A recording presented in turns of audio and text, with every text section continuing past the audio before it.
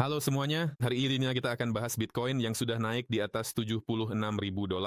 Ini mencapai level target yang kita tunjukkan di video sebelumnya, yaitu level hijau di $76.470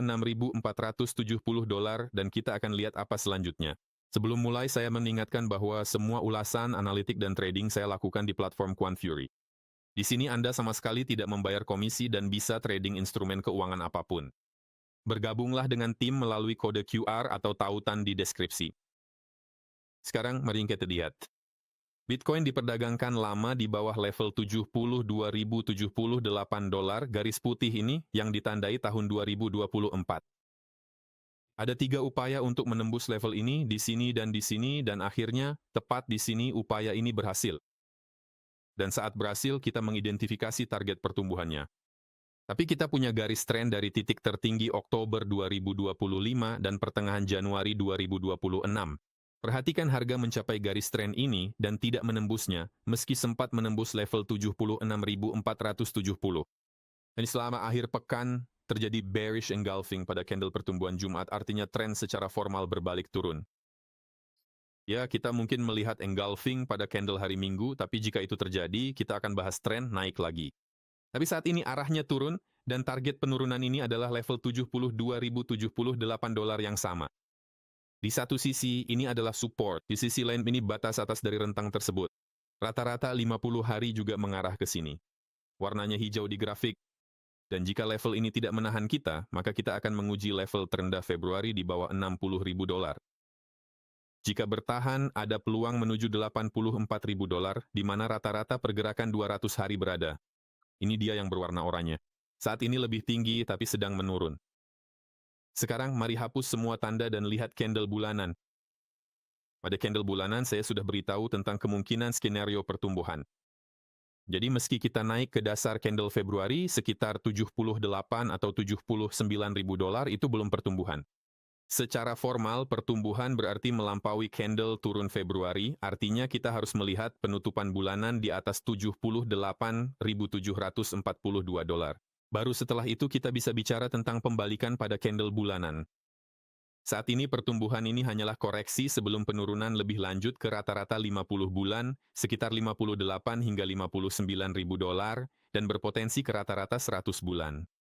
Karena seperti yang Anda lihat, kita menembus rata-rata 50 bulan di 2023 dan bisa menuju level 100 bulan, sekitar 40 hingga $39.000. Mari kita lihat candle mingguan. Pada candle mingguan, situasinya tidak benar-benar menunjukkan penurunan. Ini justru menunjukkan pertumbuhan. Mengapa?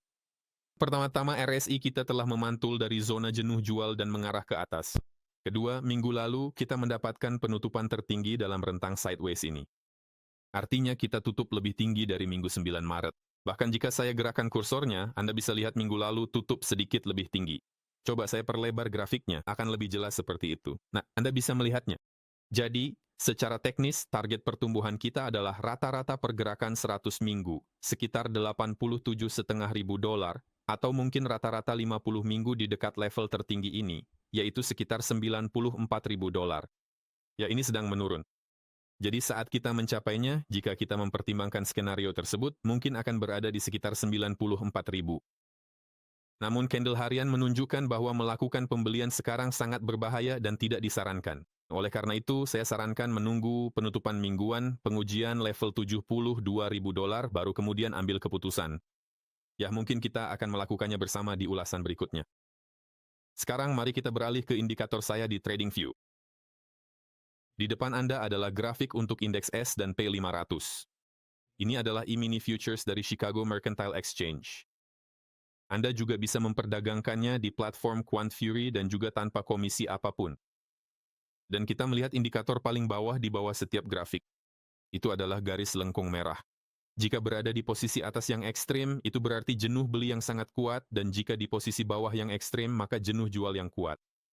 Dan pada grafik tengah di bagian bawah, perhatikan di sini kita punya candle 12 jam dan kondisi jenuh beli yang sangat kuat dan sudah berlangsung lama. Sudah ada beberapa target penurunan lokal di sekitar 6.900 poin, 6.800 poin. Ini menunjukkan bahwa di pasar saham untuk indeks utama Amerika Serikat, kita punya peluang untuk bergerak ke area ini. Pada grafik 4 jam ada banyak target penurunan yang terlewatkan. Saya sudah menandainya dengan panah merah. Dan indeks ini punya keunikan di mana ia sering mengabaikan target penurunan untuk waktu lama lalu menghantam semuanya sekaligus dalam satu gerakan. Dan terakhir mari kita lihat candle hariannya. Di sini juga ada jenuh beli yang sangat kuat, yang berarti kita punya peluang besar untuk turun setidaknya ke arah rata-rata 100 hari atau rata-rata 50 hari.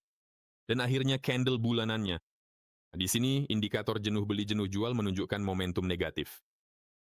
Ini menunjukkan bahwa pasar secara keseluruhan, meskipun nilai indeks naik, sedang tren menurun dan kita punya target penurunan jangka pendek di sini. Itu sekitar 6.100 poin, 5.800 poin. Ya, mungkin 5.900. Dan semua ini secara bersamaan menunjukkan risiko serius penurunan di pasar saham. Dan bayangkan jika kita turun dari 7.150 saat ini ke 6.900 yang tepat merupakan rata-rata 100 hari. Apa yang akan terjadi dalam kasus itu pada Bitcoin dan pasar kripto sebagai instrumen keuangan yang berisiko? Oleh karena itu, saya sarankan untuk menahan diri dari pembelian atau investasi apapun baik di pasar saham, khususnya indeks S&P 500 maupun di Bitcoin. Saya juga menyarankan untuk mempertimbangkan platform QuantFury untuk perdagangan Anda. Dan saya ucapkan selamat tinggal sampai ulasan berikutnya. Berlanggananlah ke saluran ini.